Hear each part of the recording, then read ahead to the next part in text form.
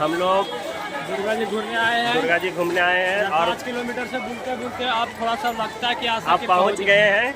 चलिए दिखाते हैं आप लोग को दुर्गा माँ को।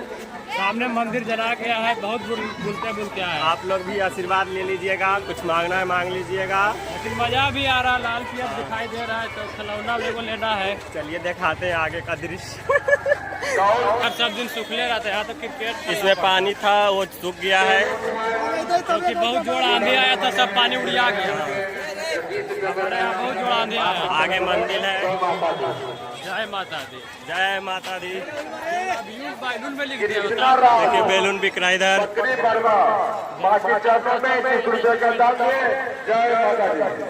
पान भी बिक रहा है। कितना रुपए देता है आपके यहाँ? कितना पान देता है? यहाँ तो महंगा हो गया, टैक्स बढ़ गया था। 15 रुपये पान देने लगा है। कितना देगा नया? आप लोग की तरफ कितना कितना देता है पान बताइएंगे। जाते हैं थोड़ा सा एक पान खाते हैं।